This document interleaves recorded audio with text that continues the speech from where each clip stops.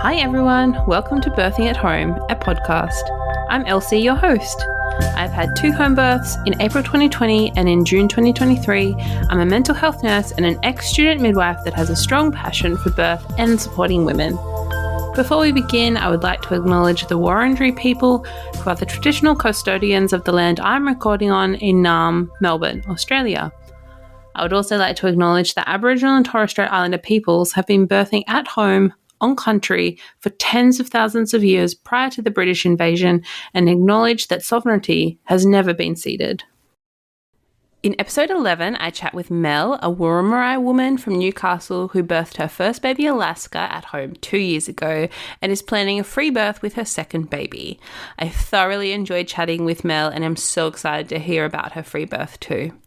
Mel mentioned a lot of great and interesting resources, so be sure to check out the episode description. And this is also where you'll find the link to the Etsy store where I'm selling home birth and born at home clothing to help support the podcast. They're printed here in Melbourne and will be sent from me personally. You can also view the designs on my Instagram, which is birthing_at_home_a podcast. Enjoy! Welcome, Mel, to the Birthing at Home podcast. Thank you for having me. Thank you. And we've just had a conversation that you're also joining us in your car studio, which is awesome. Yes.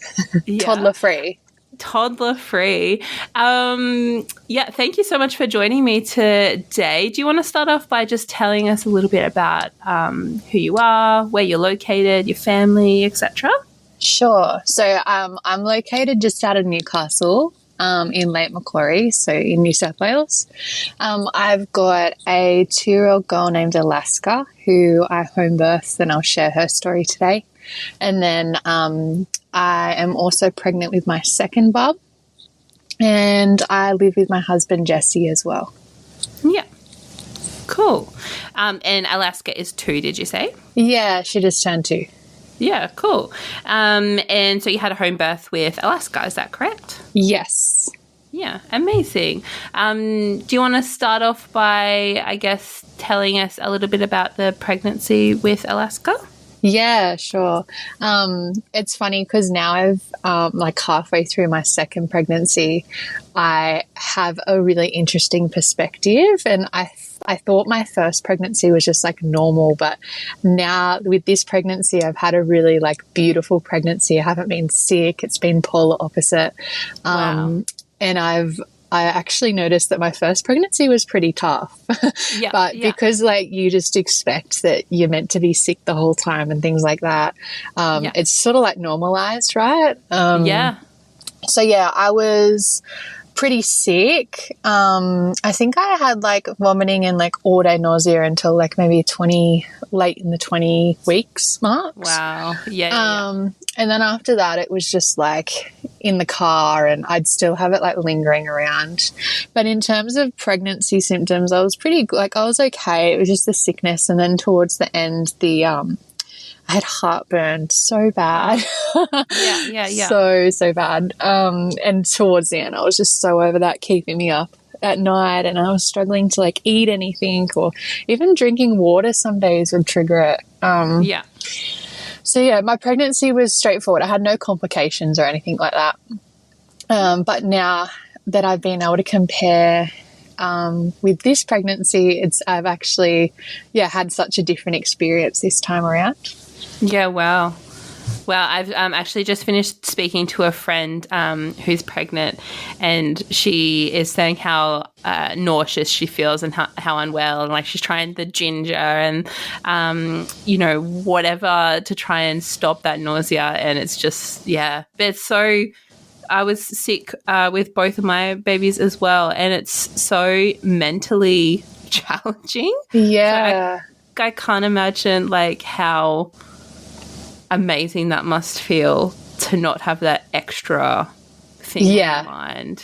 Yeah, I had a bit of nausea if I was in the car and stuff like that early on, but like 24, 25 weeks now, and I've just got my first sort of pregnancy symptom or like niggle. So I feel so lucky.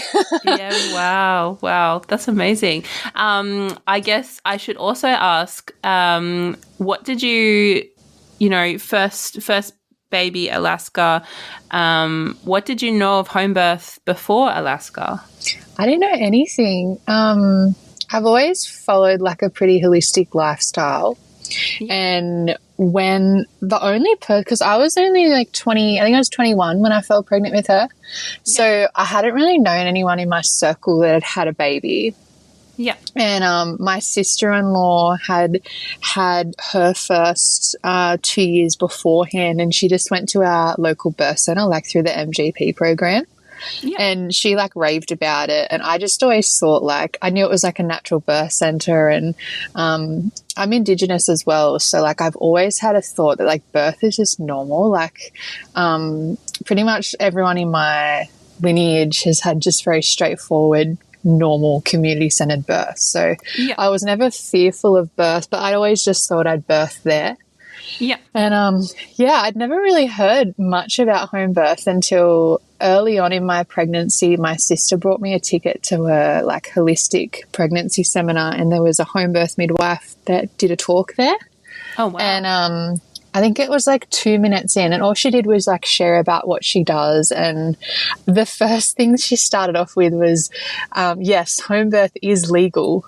And I was like, yeah, like she actually used to get questions saying like, is that even legal? Wow. And I thought, like I just don't ever hear anyone doing that. And like 2 minutes in, she had photos, and she shared a video of a woman that like brought her baby up out of the birth pool and under her chest, and I was crying. And 2 minutes in. Yeah. And like there was not a dry eye in the room either. It was just so beautiful. Yeah. And I was just like, oh, this is what I'm meant to do. And she was the local midwife in my area. So that was my first really exposure to it. And then I sort of pursued that. I got home and I spoke to my husband, and we pursued that, and she ended up being our midwife. Oh, wow. Yeah. That's amazing. Oh my gosh. That's very cool though that,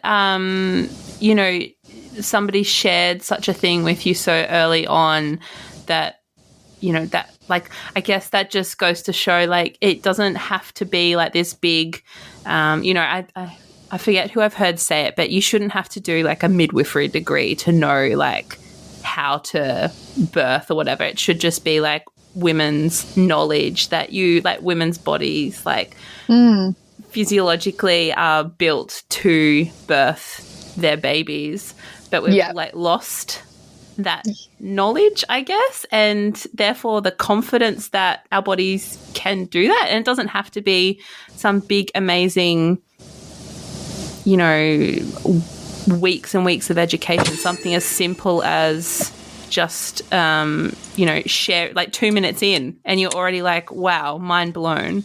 Yes. And I think that's the power of storytelling as well. Like sharing positive birth stories, because other people just don't know, like, they don't know that that's a possibility.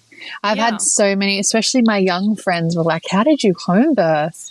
I was so interested in it. But and it was definitely a synchronicity. Like I needed to be there at that time because that was part of my journey. Yeah. Yeah. In terms of, you said that you're Indigenous, is that correct? Yeah. Yeah. In terms of, I guess, like Indigenous culture and story sharing and storytelling and the importance of that, had any of that ever filtered down to you, or I guess even believing in your body? Not really. Like I grew up very disconnected from my culture, and it wasn't until my mother and father divorced when I was like nearly an adult that we started like connecting. Me and my dad started connecting with that. But just everyone that was in my lineage that had birthed, it was just, we all just birthed naturally and breastfed our babies, and I didn't know any different.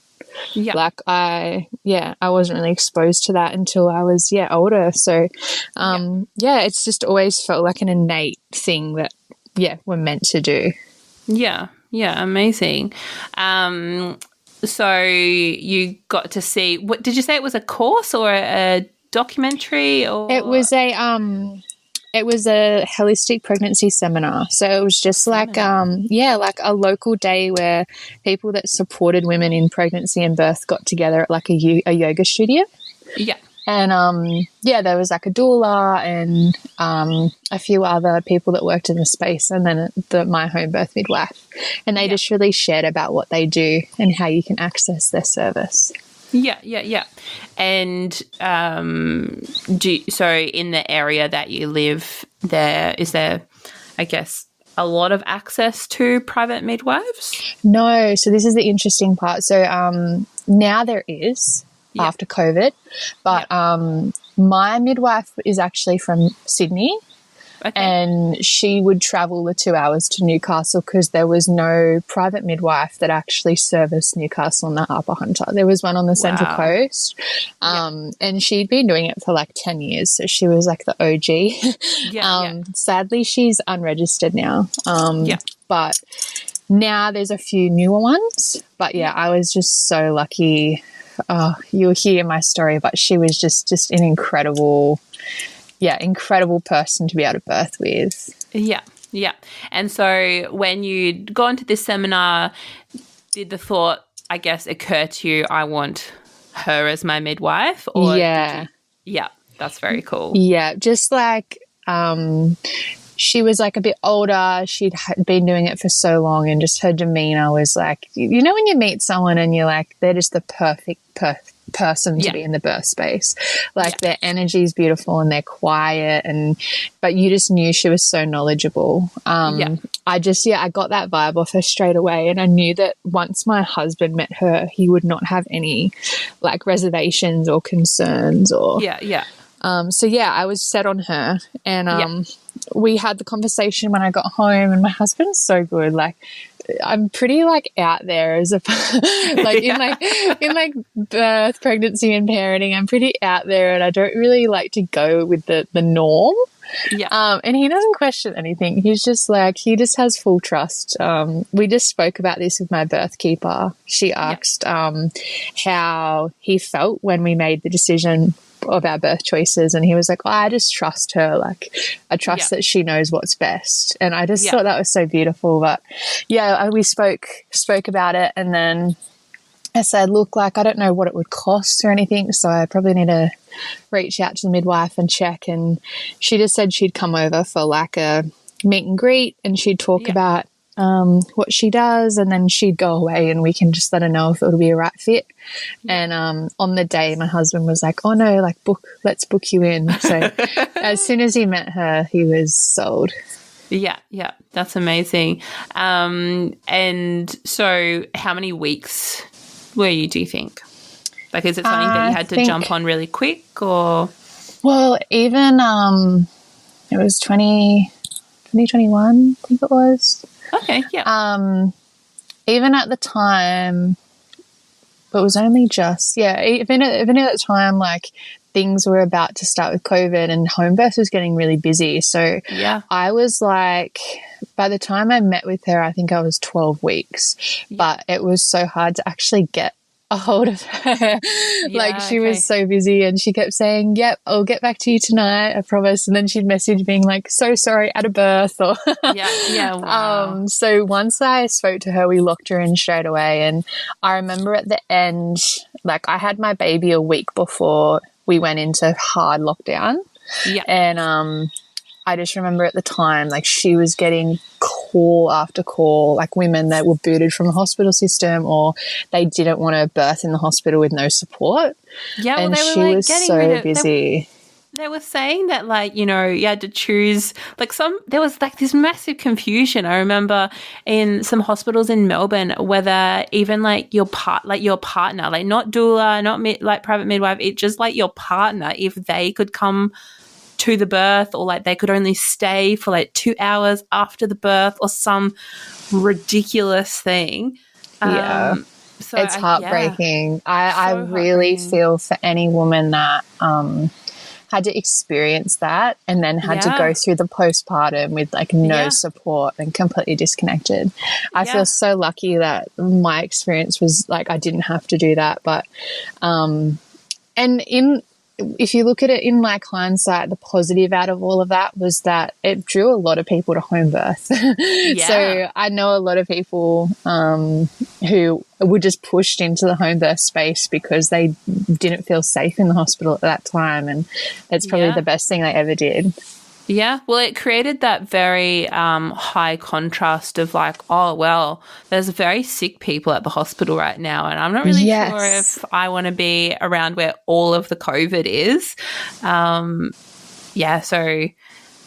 think it has had a positive impact because it did display, you know, the benefits, or at least some of the benefits of home birth. Yeah, I agree. And I know like when I did have to go to the birth center. I don't think I had to, but my midwife was like, oh, like maybe you can just do your first appointment there, see how you feel, and then get back to me at, like, if you're set on home birth, we'll just do the booking in appointment or whatever it is. And so I'd already had like a visit with her in my house. We sat down on my floor and drank tea for like 3 hours. And then I went to the birth center, and like this was at a really quiet hospital. And I went there, and I just remember like straight away, like temperature checked, mask on, sanitized, and it was so eerie. And I remember sitting in the waiting room and being like, do I even want to go in? I just knew straight away, like I didn't feel safe there. Like I just didn't feel all the good energy that I needed for a conducive birth, like a positive birth. So it was interesting to have that perspective. But I was like, no, I'd prefer to just have my appointments with my midwife where we just can just chill out and it's in my own home. And it just set my decision even further that was what I was meant to do. Yeah, that's brilliant. So you had the booking in appointment there, and then you just had your appointments with your midwife? Yeah, I told them like that night, I messaged back being like, oh, I've decided to go with a private midwife. Yeah. That's amazing. And the midwife, she just has like connections with other midwives to be the second, or how does... Yeah, and this is such a beautiful story. So she always told me that I'd have a second there, and I think it was about 25 weeks maybe. She said, oh, look, hypnobirthing is included in my package, and my second midwife is actually the facilitator, so she'll get in contact and she'll just come and do one-on-one sessions in your home with you and your partner. And she said her name, and then I was like, it ended up actually being my childhood neighbor. What? Yeah, who we hadn't connected in like 10 years. Whoa. And it was she was like, oh, are you actually comfortable with that? And I was like, yeah. And then once we met and reconnected, it was just so beautiful. And she ended up being like the most incredible person in my birth. Wow. And now like in this next pregnancy, I've had so many conversations with her, and she's just so supportive, and we've now like rekindled this relationship. So it was really weird, but she ended up doing all that hypnobirthing, and it was so good because she just tailored it to me and my partner, because she already knew we had a bit of education, and some of the things that weren't really relevant to us she sort of skipped through. So she was my second midwife, and I suppose, when I go through my birth in detail, she was actually the one there most of the time. Yeah. And she just really worked in like a doula capacity, like as a wise woman. Her energy was just so amazing in the space. Yeah. That's fantastic. So I think that's a great idea that the private midwife has like included like some element of birth education separate from her. Yes. Within her care. Had you known about hypnobirthing before the idea was presented to you? I think I did. Rather? Yeah, like I think I did to a degree. I suppose I didn't 100% know what it entailed, but by the time we did it, I think all the breathing and stuff was really helpful, but by the time we did it, I knew most of the stuff anyway through my own research. Like, I'm a huge birth nerd, so it was good though for my husband. And by the end of it, he was like educating people at work. That's so good. The revolution. And he, even to this day, he's such a he'd be the best doula, I say. But like, if he has no filter, so like he'll happily just share what our plans are for birth, and people are like shocked, and then he'll educate them on the statistics, and it's just so funny when he comes home and tells me. Yeah, that's so good. The people around you, your family and friends, when you told them that you were planning to have this private midwife, that you were going to give birth at home, do you know what the thoughts or vibes were about that decision that you'd made, especially as a first-time mum? Yeah, so like my siblings are all on like the same wavelength, so they were like, yeah, like awesome. I remember my mum didn't really say anything about home birth, but I said to her, I'm going to have like it all dark. I'm going to give birth in a pool in the lounge room with like fairy lights. And she was like, good luck with that. Yeah. And I still remember that conversation. And that was I manifested exactly that space too. Yeah. That's brilliant. But I was working full time. And I think that's the difference with this pregnancy. Like, I'm not working and I'm not around. The people that I'm around, it's because I choose to be around. Like, but when you're working full time in like an office, you sort of have to like hang around people for 8 to 10 hours a day. So I was very clear with them like what my birth plans were, and so many, like a lot of the women have had really traumatic births. Yeah. And they were like, what would happen if, this happened in my birth, and I was so lucky I was at the hospital, like those classic conversations. Yeah. And I, just sort of listened and held space for them. And then my boss was like, you need all the drugs. Like, I don't know how that was just all she said, you need all the drugs. Like, I don't know how you think you're going to do it without it. And so I was like, it was sort of like that motivated me through my birth. And I was like, there was moments where I was like, do I want to just go to hospital? And I was like, no, I'm so motivated to prove all these people wrong. Yeah, absolutely. But generally, the consensus, everyone was really supportive. I think they sort of expected I would do something like that anyways. So. Yeah. Well, I guess I feel like the word you were about to say was radical, but and I held myself back because I was like, no. It shouldn't be. Like, it should be like that's just the norm. But in Australia, it seemed as such like a like if you home birth or free birth, it seemed as like such a radical thing to do or such a brave thing to do, where it's just normal. Yeah. And I guess that's what I've said before. Like, it's not radical because it's not, but the society's like view of it puts it in that radical space. And I guess it's, proving to people that it's not radical. It's just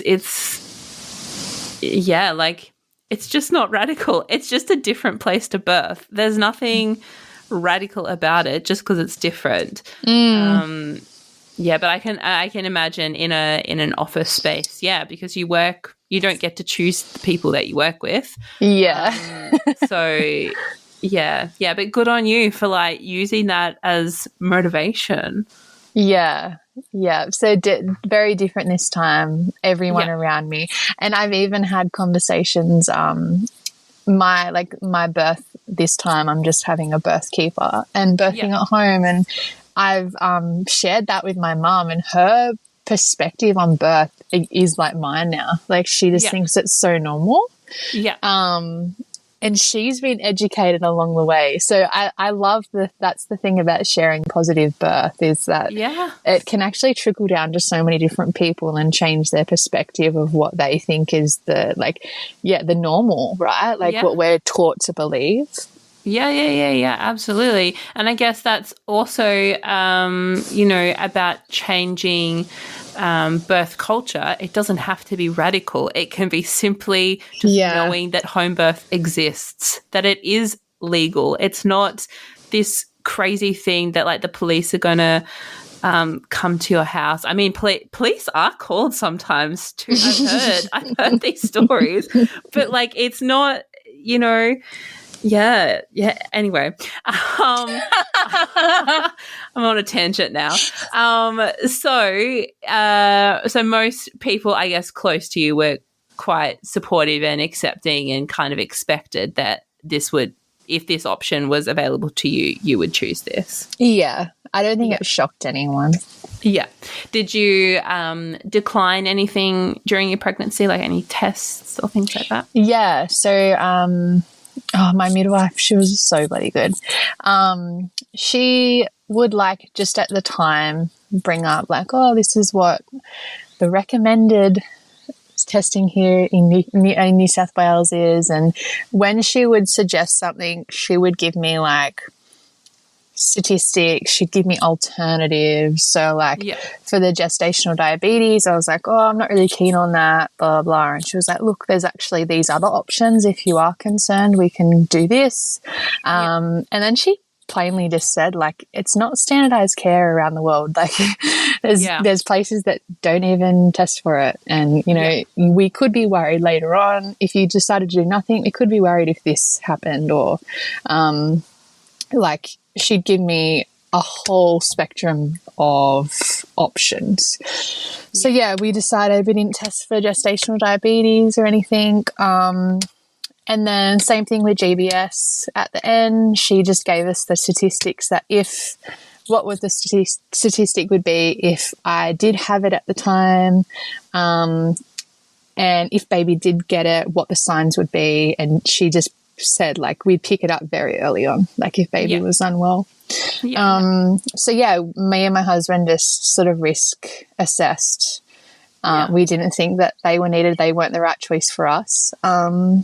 But I just had normal scans with her, and I did go see a GP. I think it was like 32 weeks. I was a bit low in iron. I knew I was low in iron, and I'd got some bloods done. So I think that was it. I didn't have any routine testing. Yeah. And so you're working. When did you finish up with work?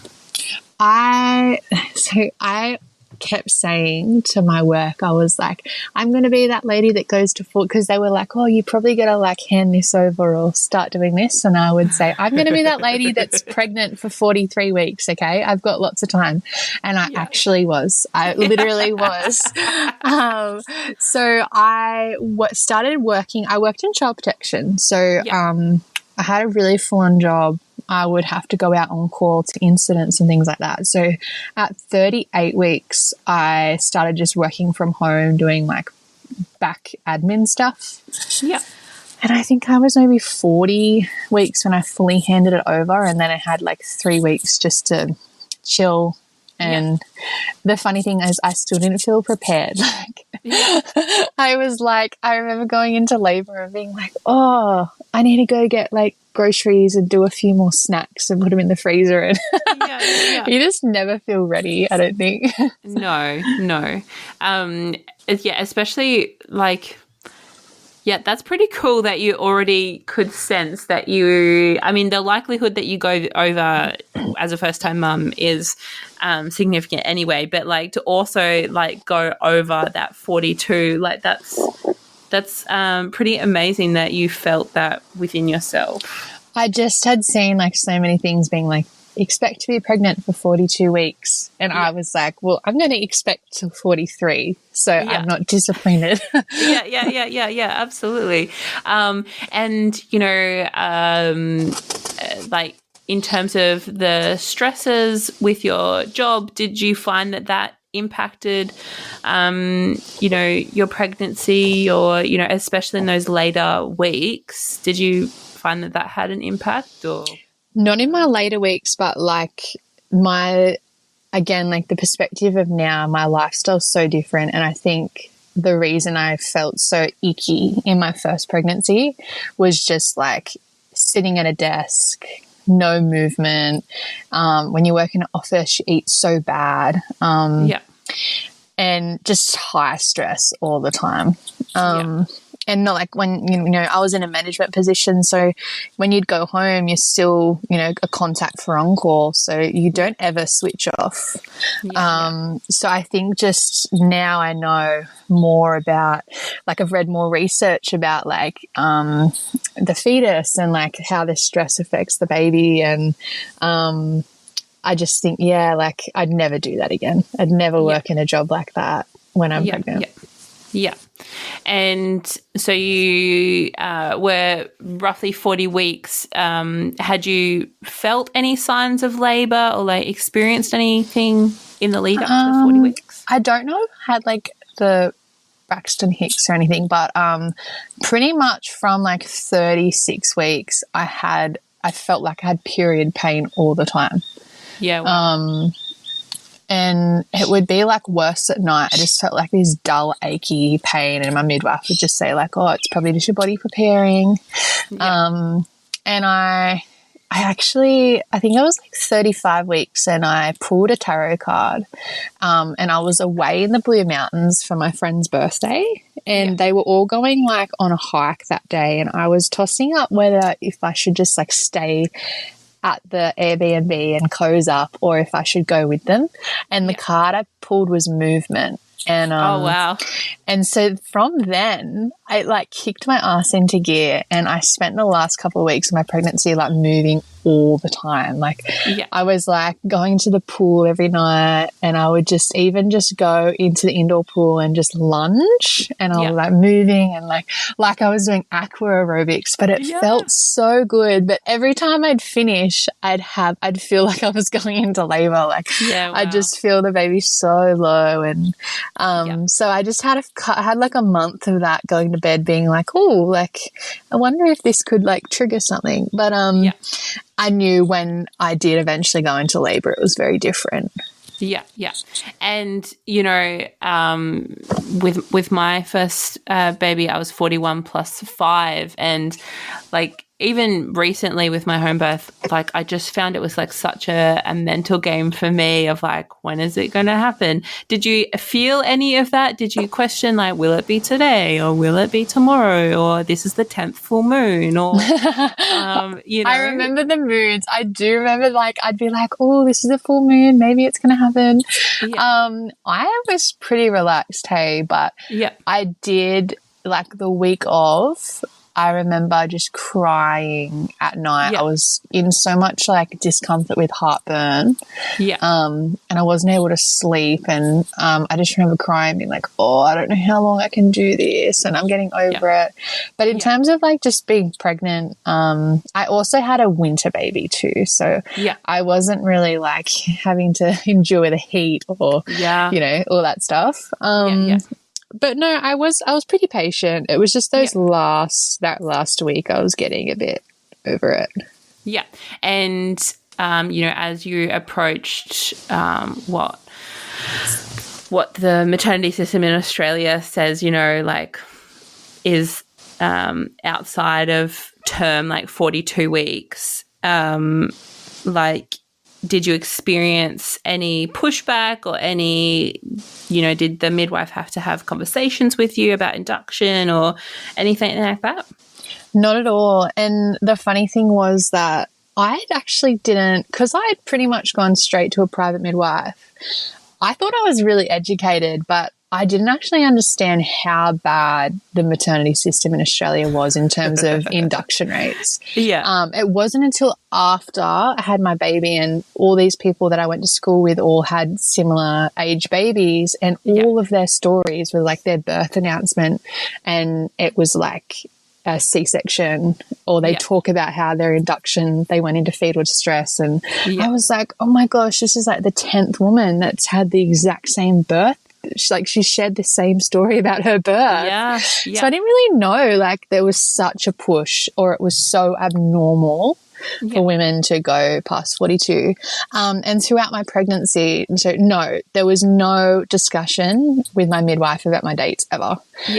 Throughout my pregnancy, there was one day where she said, I'm going to another appointment and the lady's 42 and 6 or something like that. And I was like, oh, wow, like what happens then? And she said, like I'll just ask you at 43 weeks if you want to get a scan to check how everything's going. And that was amazing. The only discussion we ever had. Yeah, that's so cool. And unfortunately, midwives like that don't stay in the system. No. hence why she's not around anymore. But which really sucks because I think they want to get into home birth space to give women their power, but they're really regulated still. So there was no discussion at all. It was only like the last week. Some people, I just turned my phone off because I was getting messages from people being like, oh, I'm worried about you. Surely you've had a baby by now. And I was getting so over it. Wow. So I wanted to just tell them to go away, but I was like, I don't want to be that person. So I just turned my phone off. That's such a good idea. Wow. I think that's amazing, the amount of trust that like the midwife just has in your body. Like you will give birth. Like had you told people, I think this is a mistake that a lot of, especially probably first time mums make, is like saying like the date that they're due. Had you shared that with people or had you said like and now when people ask me, because in my pregnancy now as well, I'm only going off dates from like I was tracking my periods on an app. And when I just put that I had a positive pregnancy test, it just generated like a random date from when my last period was. But when people ask me now, I'm like, it could be any time in January, it could be any time in February or earlier. And people are like, okay. Like you'll find out when I've had the baby. I'll let you know. Yes. And my favourite line is like, whenever they choose to come, whenever they want their birthday to be, right? Yeah, absolutely. But so 42. You just have excitement as a first-time mum. And it was the same with the scans. Like, I went straight away. I was just like, I want to see the baby right now. And you want to tell everyone and you want to tell everyone when you're due, which this time, I didn't have any urgency. It just felt like a really great flow and it's gone so quick. Yeah. That's fantastic. So 42 weeks rolls around. Was there any change in like, those period like cramps that you were having, or you just were feeling super, super uncomfortable? Yeah, just like very low. Like even there was, when people say, what was your first sign? Like the day before you went into labour, I didn't have any of that. I just had like the classic 3 a.m. wake up feeling like there was something different. Like there was a bit of a more intense, like a more pattern or intensity to them. And so it woke you up? Or you just woke up? And it's so funny, like you hear so many women say, 3 a.m. I woke up. I'd woken up at like 3 a.m. throughout my whole pregnancy and just had insomnia. And now that I've got a toddler, she's finally starting to sleep better, but she still wakes up at like 3 a.m. It's really funny. I'm like, this time. So I had I woke up they woke me up at 3 a.m. and they were just like crampy and I just knew it was a bit different. And then I couldn't get back to sleep. I was so excited. So I remember my husband woke up that morning to go to work and I told him and he was like, do I stay home? And I'm like, no. Continue with your day. I was just like, continue with the day. We're just going to continue on with life as is until I know when I'm going to be in labour. So how many weeks was that? Was that 42 plus something? 42. So I gave birth to Lasky, I was 43 weeks on the dot on the Friday night and this was 3 a.m. on the Wednesday. Okay. Yeah, so I was 42 and something, whatever my maths is. And so how did it play out from, that 3 a.m. change? Yeah, so around 7 a.m. it was still the same. I was like, I can feel something, it's a bit different. I had an acupuncture appointment booked in that day. Yeah. And which was like 11:30 or something, and I was so excited. I called my sister-in-law and I was like, I think something's happening. I'm going to go to acupuncture. Yeah. And she's had like a really quick birth. So she I think her first birth was like 4 hours and she just made it to the hospital, to the birth center. And the acupuncturist is like 45 minutes from me, and she was like, do you want me to like drive you there? Like, because by the time you drive there and then sit for an hour and a bit, like, are you sure you're going to be okay? And I was like, okay. So she picked me up and drove me to the appointment. Once I actually sat down on the table and I wasn't moving and I was just meditating for the hour, I was like, oh yeah, something's definitely happening. Like, I could feel them starting to ramp up. They were totally manageable though. So I just continued on with my day. That night I got home, I started setting up like my birth altar. My husband set up the birth pool. We had dinner. I did like a little cacao ceremony. I got like a ceremonial cacao and like to try and like boost oxytocin and sort of like welcome in my birthy vibes. So is that like you drink it or? Yeah. So I just got like a really high grade ceremonial cacao and then I like made a little ritual of it. Amazing. Yeah, and like said all my birth affirmations, and it was like my nice little space in front of my birth altar. Yeah. I remember messaging my friend at like 8 p.m. and being like, yep, it's really good, like it's all manageable, it's just like really full on period cramps. And I was in such a good mood, like so excited. And then around like 10:30 I started getting my first wave of like intensity, and I would have a surge or a contraction and then I'd vomit. Yeah. And I got stuck in this cycle for hours. It was so awful. And I just remember saying to my husband like, if it's like this the whole time, I don't know how I'm going to do it. And he was like, he was like getting so nervous. But yeah, just like my body was just purging just that first wave of intensity. And I sent him to bed and I was like really keen just to like turn the lights off and just labor by myself at night. And I just did that. I just put my earphones in and I had a little circuit set up. Like I'd go from being on the ball, hovering over the lounge, like just would move around. Yeah. And then the sun came up and I was very prepared for, like as a first-time mum, that it could taper down. Yeah. So around 6 a.m. I noticed they sort of slowed down a little bit, and I was like, I might try and rest. So I went to lay down and it was so awful. I could not, I could not lay down and have a surge. It was just so uncomfortable. Yeah. So I think I got like 15 minutes and I tried to shut my eyes and then I got up, and through the day, everything just tapered off. I think I was getting like 10-minute apart contractions. Yeah. So this is on the Thursday, right? Yes. Yeah, this would have been the Thursday morning. Then by the afternoon, I was like, how about we go down to the lake and I'll try and walk a little bit. Yeah. And I got in the car and I was like, oh my gosh, how do people do this to hospital? Yeah. I was like, I'm only going to go 5 minutes and this is awful. Yeah. And then we just went out onto the jetty and like he just held me up and I was swinging my hips and felt really good just to be out in nature. And I think that's like the other thing about home birthing is like you can be wherever you really want to be. Yeah. But I got to the point where I was like, I'm uncomfortable. I need to be in like my safe bubble. Yeah. So we did go home, and pretty much as soon as I got home and the sun come down again, they revved up, and that night was so intense. It was pretty much the same thing. Like I tried to eat, I tried to have dinner, I could not stomach anything. I sent him to bed and I just like fully went within and had a really intense, like I think it would have been like 12 hours or something, labouring on my own. Yeah. Which I actually really liked.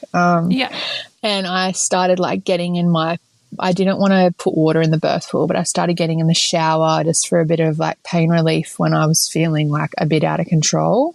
Yeah. So otherwise you were just breathing through them? Yeah. Otherwise I was like, I had a TENS machine. I was on the ball. I was just changing positions, that sort of thing. Yeah. I found what really helped me was like I'd focus in on, I printed off like A4 affirmations and stuck them all around the room.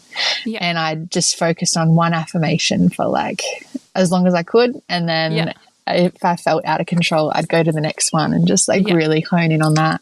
Yeah, and the really funny thing is time didn't exist. Like I honestly felt like he would go to bed and then the sun would come up. It was just like this time vortex of, I can't even explain it. Like I think any woman that's like labored on her own like that, it would agree. It just like goes so quick. I don't know what it is.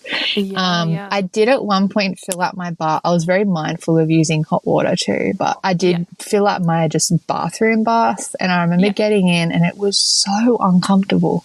Yeah. I don't know what, it's just like the hardness. I couldn't get comfortable. So I hated that. Yeah. And, it was, I remember like the sun came up, they were still very intense, but they started getting longer and longer and longer apart. Yeah. And my body was like, had not slept in like 2 nights. I was just, hadn't eaten, couldn't eat. Even like he was trying to give me like honey and bliss balls and I just could not stomach anything. And I started just getting, I remember the Friday morning, I was so deflated. Yeah. I was like expecting the like 24-hour or the 48-hour, but by that point I was like, oh, this is rough. And I don't know, like I was hoping it would just continue and it would keep increasing. I was in touch, sorry, I didn't mention this. I was in touch with my midwife the whole time and we'd had conversations in my pregnancy where I was like, oh, like if you don't make it, I'll just free birth. And like we'd have a laugh about it. And I said like, I really want to labor as long as I can by myself. Yeah. So she was really happy for me to do that and just said, obviously, call if I need support. So I made it to the Friday morning and then I just was like, I was like out on my deck with no clothes on. And I was just like, my poor neighbors. I was just, I noticed now when I look back on it, I was progressing. I didn't understand at the time, but I started like moaning and like my body language was different. And so I just tried to change my environment and I was outside and by about midday that day, I just said, I can't do this anymore. I need someone else to like support me. So I called my second midwife who just come over for the day and we just did hypnobirthing meditations and she was just like, let's just get you relaxed and like rejuvenated for your body to kick off tonight. And we just did that all day. Like I just sat in the pool and but I noticed they just got slower and slower and slower. And then it was getting to late afternoon and they weren't kicking off again. Yeah. And again, in hindsight, looking back, I was in such a crisis of confidence that whole time because I was like Googling long labors and like my safety net. Like my hormones weren't flowing because I obviously wasn't feeling safe because I was getting in my own head. Yeah. And she said, oh, like I'll call like your midwife and get her to come over and check because my midwife hadn't been over at that point. And she just checked baby's heartbeat and obviously observed me for a bit. And she was just like, you're having a baby tonight. Like you're all good. You're having a baby tonight. Yeah. We're going to go away. We're going to put the TENS machine on you. We're going to set you up in the lounge with all the pillows, try and have a rest. Yeah. And I just had this wave of energy. Like that's all I needed to hear. I just needed to hear like I was in my head like oh, I'm going to be pregnant and laboring forever. Yeah. And I just needed someone to say like you've got this, like you're already doing it. Yeah. And I always reflect on like if I was in a different environment, like in a hospital, that wouldn't have been what the midwives would be saying. Like it would be like, we're getting this baby out now and your body's failed you. And I wouldn't have had that. Yeah, you're outside of the time frames, time limits. This is taking too long. This is only meant to take this amount of hours. Yeah. So they left and I think I sent my husband to bed again. So I was like, you you sleep. Your time will come. Yeah. I was so mindful of him. I was like, I just want him to like be able to rest because, if I'm not, there's no point in us both being tired and So he went to bed. The sun was coming down and I think I sat on my lounge for like 10 minutes with the TENS machine and I was like, it was 0 to 100. I just hit this, like something happened. Like as soon as the midwives left and I got up and I just screamed at him, fill the birth pool. And we were out of hot water. So the birth pool had water in it from earlier in the day, but midwinter it was freezing cold. Yeah. So the poor thing, he like got up and he was like had the 3 pots on the stove and I just jumped in the pool. I was like, I can't wait for you. I've got to get in. Yeah. And pretty much as soon as I got in, my waters broke. Wow. And it was so intense. Oh my gosh. Yeah. It went like, this part just went so quick. Time wasn't a thing. So I got in. I noticed like a little bit of meconium in my waters, but like she was so overbaked that I wasn't concerned. Like 42, 43, like I think that's to be expected. Yes, yeah. So definitely wasn't concerned over that. And then I was like, you need to call like blah, blah, blah. And he was like, oh, do you want me to call them like soon? I was like, now. Yeah. Because I just intuitively knew that. I think because like the process was so long for him, he didn't think it would like this stage would go so quick, but I must have intuitively knew, like I was like, no, it's happening now. Yeah. And my second midwife got there first and she walked in and she was like, oh wow, yeah, you're progressing very well.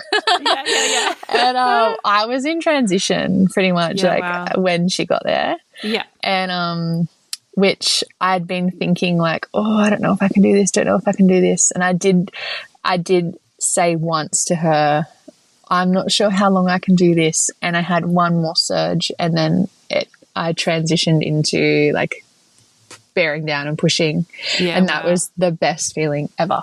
Yeah. Loved that. I just found in transition like my head, like I'd had my mindset was good after like that pep up from my midwife, but my body was it just felt like it was on a different planet. I was just shaking so much. I couldn't like get the energy out. Yeah. And she gave me like a ball version of the birth comb. Like I had a spiky ball and she was try this.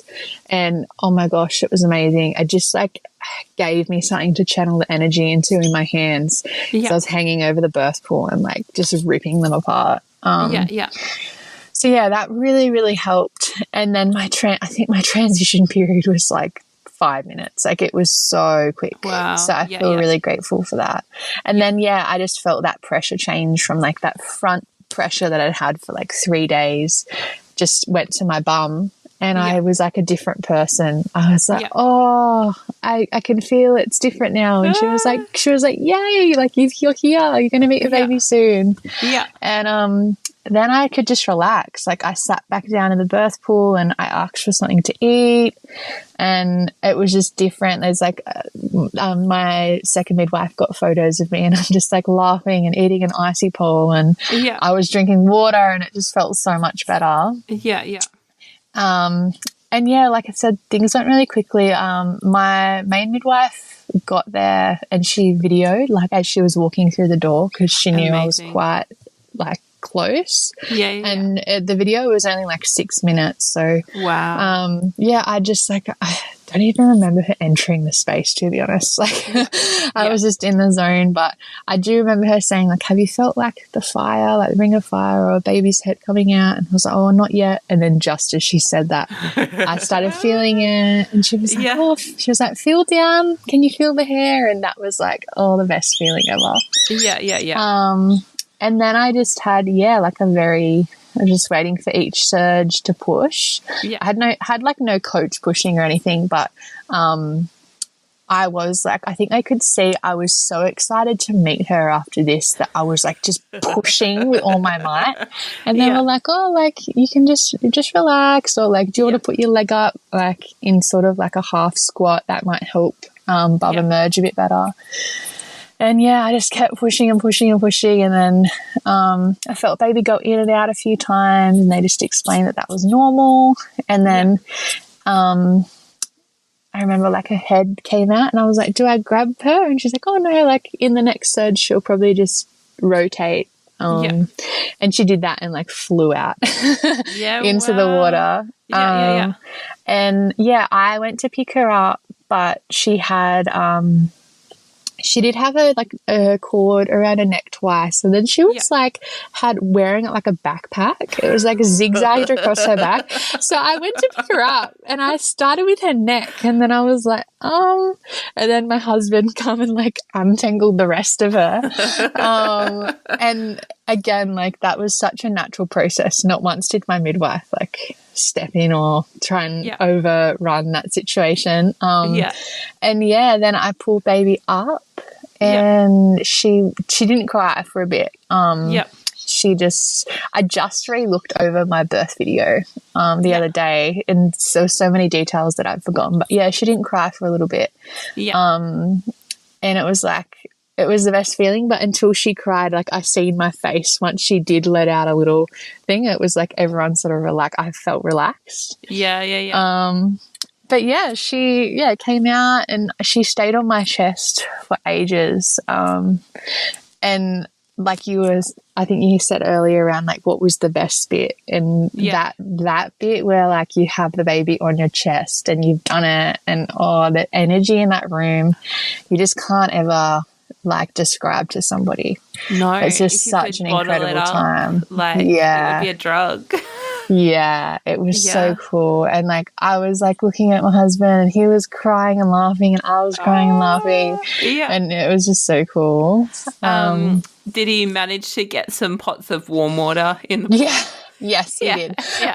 When I was talking to my birth keeper for my next birth, she asked us to recount this birth, and I was like, I don't actually remember him being there apart from bringing the hot water, which is why I was like, I definitely want a doula or a birth keeper or something. And like as amazing as some men can be, and I'm not saying like I love just having a woman in the space. When I was thinking about what I really needed in my first birth, which I got, was that just like a wise woman holding space for me. And so I love just having that. But yeah, he just filled up all the water. The pool did get warm. I wanted to stay in the pool longer, but it got cold because I had a July baby. So when she was born, I sat in the pool for a bit, and then I asked to get up, and they already had my lounge like fully covered with blankets and stuff. So I literally got on the lounge, and we started initiating like the breast crawl and stuff.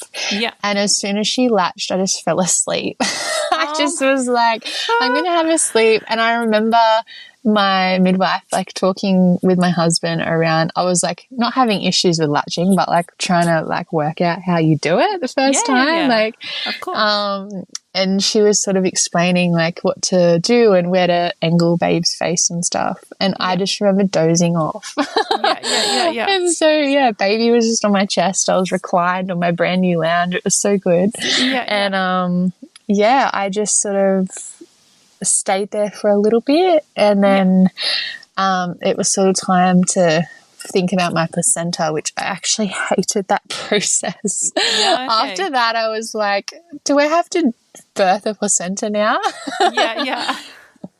So I remember I was already breastfeeding, and then I was like massaging my tummy a little bit, and I had to like push, can't remember, it might have been like an hour and a half after I gave birth that we started that process, but it all came out. It was fine. I had no retained placenta, had no bleeding actually. Like literally like my birth pool was clear. So I had no dramas at all in the birth. And then just I love these little intricate bits about home birth where like you have a baby, and then they make you a cup of tea, and they make sure you have something to eat. And my one instruction to my husband was my mum just brought me like new silk sheets, and I was like, you just need to make sure before we go to bed I've got my new sheets on, and I had new pajamas, and I was so excited to just get into bed with my pajamas and my new sheets. Oh, that's so beautiful. And to the point right at the end when I started like really bearing down, my husband was like, all right, I'll go change the sheets. And the midwife was like, you don't want to go anywhere. Like, this baby's coming now. Oh my God, that's so nice. Because in his head, he was like, that was her one instruction, have the sheets ready. Oh, that's so beautiful. What a supportive person. Oh my gosh. Bless him. Yeah, so I presume he obviously didn't go. And no, I literally had a baby in my arms like a minute and a half later. Yeah. Oh, that's amazing. I want to ask you about the birth keeper, because birth keepers are only something that I recently learnt about, and I'm still a little bit confused. Yes. And maybe some listeners are as well. Is there much of a difference between a doula and a birth keeper? I suppose my perception on it is that there are some doulas that like are regulated through the body that they've trained through. Okay, yeah. So if you are to freebirth, for example, and you've trained and registered with a certain doula body in Australia, they don't support that. Yeah. So there's some people that like they want to still encompass what a doula is, but they don't want to be associated with like being regulated really. Yeah. So that's when you see like people call themselves a birth keeper, and usually they're people that work in sort of the home space only. Yeah. Could be different, but that's like my perception. So they pretty much do the exact same thing, but they're just there as like a wise woman in the birth space. They're not medical, same as doulas. They don't have any medical responsibility, but it's just shifting away from that space that can still be regulated. Yeah. And you know, first time mum, you know, already choosing home birth and private midwife. How did you come across? Did you have the option of a doula or a birth keeper, or you had decided that you want a birth keeper, or it was just like how did so for my first birth, I just had my midwives, and then it's just in this pregnancy now that you have I've got a birth keeper. Yeah. Okay. Yeah. So in my sessions with her, she's just been learning a bit about my last birth. So that's why I've been recounting stuff with her. Okay. Yeah. And so does that mean that you're hoping to, or planning to rather, free birth with this papa? Yes. That's very cool. So how would you, in your own words, I guess, describe the impact of Alaska's birth on you as a woman? I love this question. One is like, especially the experience I had where like I pushed my body like through things I never thought I was capable of. Yeah. Just like the confidence, and like there's been things like even little things like I'll stub my toe or I'll be in pain and I'm like, I've given birth. Like this does not hurt, or this is fine. Yeah. But just like the confidence that you get, like yourself, like the self-worth. Like I think a lot of women, like I grew up with very low self-confidence and very low self-worth, and like birth healed that. Yeah. Just like being in full power and doing something that not a lot of people can actually do. Like not a lot of people have the experience like that. I love that. And also like reflecting on how I come to this decision with this pregnancy now. I always thought like, oh, what has my birth taught me? And it was that like I can actually do it all on my own. The labor part, like I'm capable of doing all that, and I was able to see what I really needed and wanted in my space. And like I said, it was just towards the end when you're getting like that crisis of confidence and transition, having a woman in that space just holding holding you and telling you you're doing it. I love that. Yeah. And obviously I want to replicate that in my next birth. But it was such a good learning experience. Yeah, that's beautiful. Are you having a wild pregnancy this time? Or so I haven't been involved in the medical system at all. I probably potentially down the track I might need to get bloods, depending on how I'm feeling at the end. But I haven't had anything, and it's been so cool. Just the real trust the process of from when you get a positive pregnancy test to when you're feeling your baby kicking is 20 weeks or something, right? So it's a real having to tune in moment, and now I just feel like I can feel every movement my baby makes. It's a really cool experience. Reflecting, because that's something also that I had never thought of, and I guess it requires quite a bit of confidence, I think, to have a wild pregnancy, and I think that's not something I've developed until my most recent home birth, but now reflecting back on my most recent pregnancy, I'm like, wow, my experience would have been so much better if I had not had to engage with all of these things. And I already didn't have to, do so much, but just choosing to opt out of having to even have those conversations, or the pressures of the fear mongering that happens, and just the slight little comments that different health professionals make or whatever. It would have been so much better without all that. Oh, I've had 3 really interesting experiences, and I'm like, oh, it really validates why I do that. In Alaska's pregnancy, I just had all the normal scans. And I went to my 20-week scan. So halfway through, already got my private midwife, and they were like, oh, your placenta's low.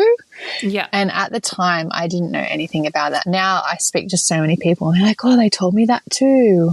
And they tell it to everyone. It's one of the most annoying things ever, because it's totally disrespecting the anatomy and physiology of how a uterus works when you're pregnant. And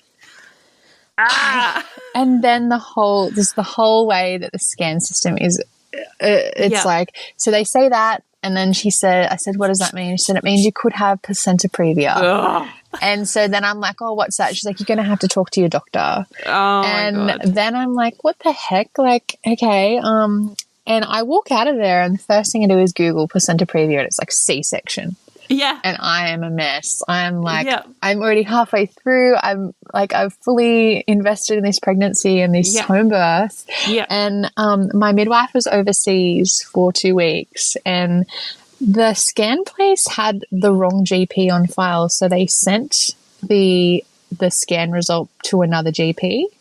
And then that GP was like, no, we can't just send your results over. You're going to have to book an appointment. And I was like, I'm not going to see him. And it was this big kerfuffle to get my results. And I finally got back to the scan place and sent it to another GP. And once then my midwife was back, and she was like, it's so normal. She's like, you can do a scan later on just to double check, which I did. In hindsight, I'd never do that again. And then they were like, your placenta's fine. And then they send the report to I think it was 34 weeks. They sent the report to my midwife, and she's like, they've got this weird, I can't remember what it was, but they put something about my placenta deteriorating, some condition. So then I had this other wave of fear, and she was like, that's not right. And then we noticed it had somebody else's name on it. I called the place I did the scan, and they were like, oh, that's not your report. So I just had all these really awful experiences with scans, and I was like, it shouldn't be this hard, surely. No. And so I'm like, just so against it because of the anxiety that it brings, and having to get your own data, like your own results, is such a mission. Like I don't get it. Yeah. Well, even I'm looking forward to sharing my own birth stories, but in my pregnancy with Murphy, my first baby, I ended up doing the GTT and they mixed up the bloody results.